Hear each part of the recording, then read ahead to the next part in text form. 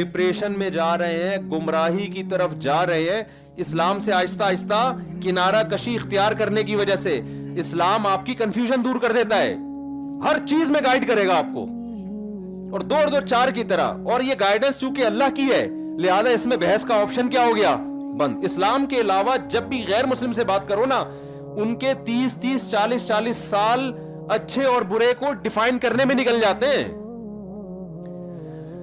سمجھ میں آ رہی ہے بات؟ یہ سمجھانا نا کہ اچھا عقل سے اگر فیصلہ کرنا شروع کر دو, زندگیاں برباد ہو جائیں گی, ختم ہو جائیں گی. آپ یہ فیصلہ ہی نہیں کر سکتے کہ اچھا کیا ہے اور برا کیا ہے. ہر آدمی کا کرائیٹیریا اس میں کیا ہے. اب دیکھو, غیر مسلم کہتے ہیں زنا میں کوئی برائی نہیں ہے, لڑکی راضی لڑکا راضی, تو کیا ہے اس میں؟ ہم کہیں گے ولد الزنا, بچے پیدا ہوتے ہیں, تو کہہ رہے کیا ہو گیا, تو اس سے کیا ہوتا ہے, بچے تو ہے نا وہ, تو جو باپ ہے جو زانی ہے اسی کو باپ مان لو. ہم کہتے ہیں نہیں, بہت دفعہ زانی اپنے بچے کو باپ نہیں کہتا, اپنے آپ کو باپ نہیں مانتا, تو کہہ رہے ہیں کیا ہوا, سنگل مدر ہو گیا. کیا ہو گیا بھائی, سنگل مدر. ہم کہتے ہیں اس سوسائٹی میں جب عورت کو تحفظ نہیں ملتا تو بعض دفعہ ماں بھی بچہ چھوڑ دیتی ہے, تو کہہ رہے ہیں کیا ہو گیا, ریاست پال لے گی. نہیں آئی بات, میرا خیال ہے بات اسٹیٹ پال لے گی. ہر سوال کا جواب ہے آپ کے پاس. وہ کہتے ہیں یار ہومو سیکسولیٹی کو پروموٹ, یہ تو نیچر کے خلاف ہے. کہہ رہے ہیں نیچر کیا ہوتا ہے بھائی, نیچر کیا ہوتا ہے, نیچر تو انسان خود بناتا ہے. او بھائی یہ برائی ہے, یہ گندا عمل ہے. ہمارے ہاں تو کوئی بولے تو لوگ اس کو گالیاں دیتے ہیں, تو کہہ رہے ہیں تمہارا کلچر ایسا ہے, ہمارا کلچر ایسا نہیں ہے. تو بتاؤ کہیں بریک لگے گی؟ کیا ہو گیا بھائی جان, کہیں لگے گی بریک؟ آپ کے بوڑھے ابا اماں ہیں, اب وہ کہہ رہے ہیں بیٹا ہم نے, ماں کہہ رہی ہے میں نے تجھے بچپن میں دودھ پلایا, میں نے تیری پرورش کی, میں نے تجھے پال پوس کے بڑا کیا, اب تو مجھے گھر میں رکھ کے کھلائے گا بھی پلائے گا بھی. آپ کہیں گے کہ بھائی تو نے مجھے پالا پوسا, یہ تو تیری نیچر ہے.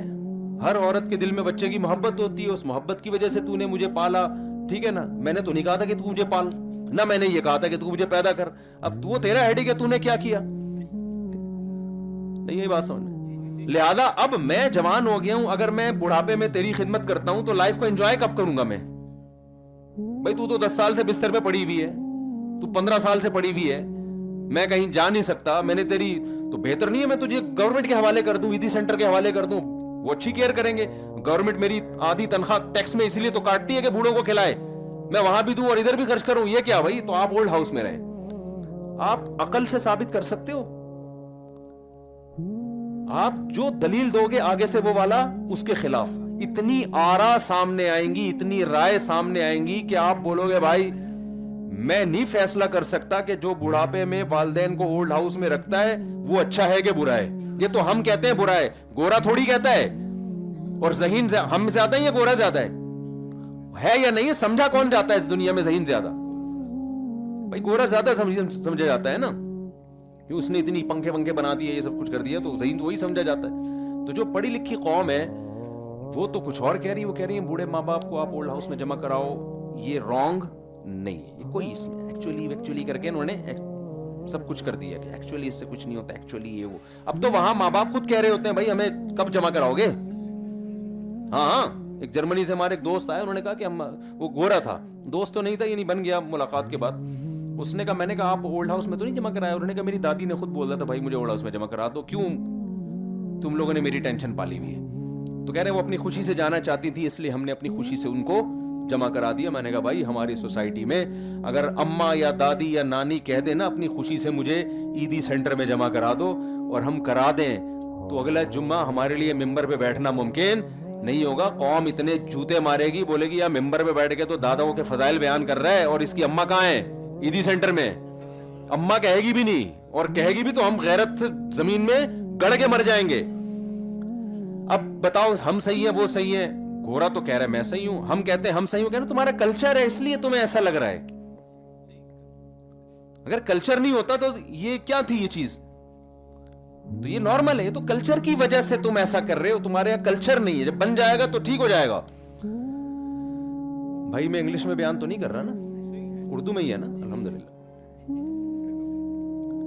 اصل میں مسئلہ یہ ہے کہ لوگ آہستہ آہستہ مذہبی پابندیوں سے آزاد ہو رہے ہیں. ان کو یہ نہیں پتا ہے کہ تمہارا انجام کتنا بھیانک ہونے والا ہے.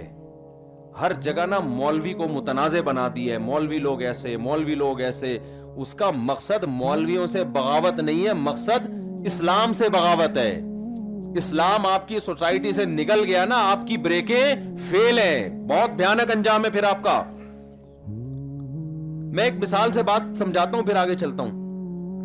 ایک دفعہ میرا کہیں بیان ہوا کہ دین کے علم کی اور دینی مدارس کی ضرورت کیا ہے سوسائٹی میں. میں نے ان سے کہا وہ سوسائٹی جس میں سب کچھ ہے مولوی نہیں ہے, اور وہ سوسائٹی جس میں کچھ بھی نہیں ہے صرف مولوی ہے, تو دونوں کا فرق دیکھ لو. ہمارے یہاں کرپشن بھی ہے الحمدللہ دبا کے, چور اچکے قسم کے حکمران میجورٹی وہ مسلط ہے ہمارے اوپر, ایسا ہی ہے نا. اور اللہ بھلا کرے آپ کا کوئی نظام ہی نہیں ہے نا, سسٹم ہی نہیں ہے, جو تباہی ہماری سوسائٹی میں. ہمارے ہاں اگر کچھ خیر ہے نا تو صرف مذہب کی وجہ سے ہے, اسلام کی وجہ سے. میں ایک اور آسان مثال سمجھاتا ہوں. یورپ میں ہم گئے, تھائی لینڈ میں بھی ہمارا سفر ہوا. بہت سارے ملکوں میں ہسپتالوں کا نظام بڑا ہی خاندانی ہے, کیونکہ ہم یہاں اپنے گورنمنٹ کے ہسپتال دیکھ کر گئے تھے. ہمارے گورنمنٹ کے تو ہسپتال ہوتے ہیں, تو جس کو مارنا ہو آپ لے جائیں فوراً اس کو, وہاں پہ بیمار کو لے جائیں.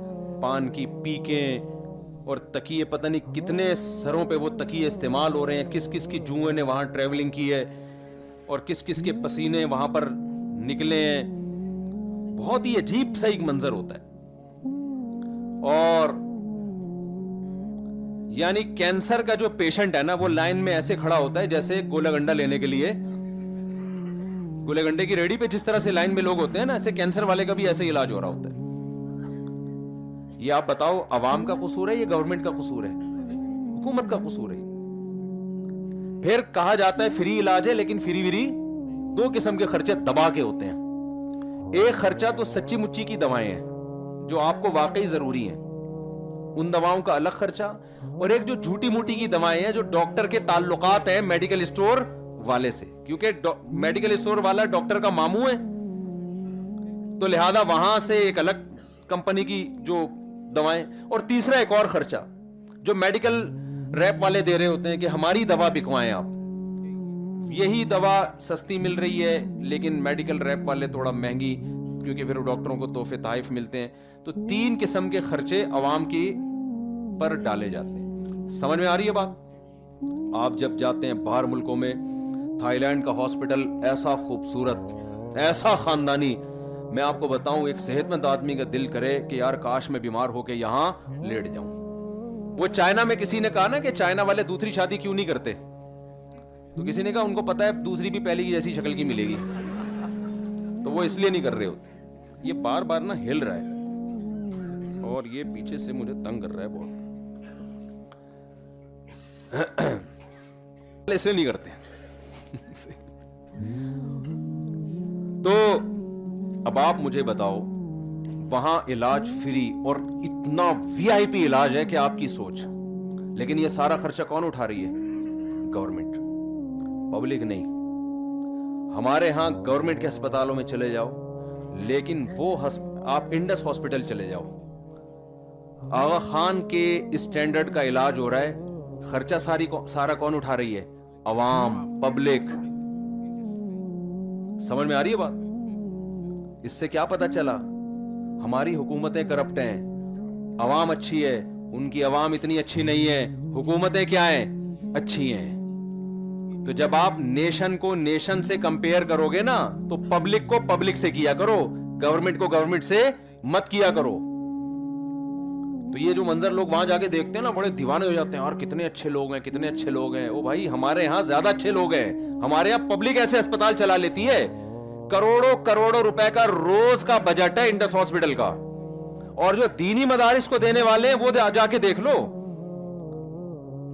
لاکھوں لاکھوں روپے کا روز کا بجٹ. کوئی انگریز, معذرت کے ساتھ انگریز میرا بیان سن رہا ہو تو پیش کی معذرت, انگریز کا باپ بھی ایسا کوئی ادارہ چلا کے دکھا دے جس کا روزانہ اتنا خرچہ ہو اور گورنمنٹ ایک تھیلا نہ دے رہی ہو. اور ہمارے یہاں ہزاروں مدرسے چل رہے ہیں اس طریقے سے. تو فالٹ پبلک کا نہیں ہے, فالٹ کس کا ہے؟ حکومت کا ہے, مینجمنٹ ہی نہیں ہے. سمجھ میں آ رہی ہے بات؟ اور وہاں جو گورنمنٹ نے اتنا بہترین علاج پبلک کو دیا ہوا ہے, وہ کیوں دیا ہے؟ آدھی تنخواہ آپ کی سیلری سے کٹ رہی ہے. اس کا مطلب گورنمنٹ صرف مینجمنٹ اچھی کر رہی ہے اور کچھ بھی نہیں ہے. ارے بھائی آپ میرے پاس آتے ہو، مفتی صاحب مجھے سیکیورٹی نہیں ہے یار، سیکیورٹی دو مجھے یار، میں بہت ٹینشن میں، میں نے آپ کے لیے 6 گارڈ کا انتظام کر لیا، زبردست. آپ کہو یار کیا مفتی صاحب، تو یہ تو ہمارے وزیر اعظم ہونے چاہیے.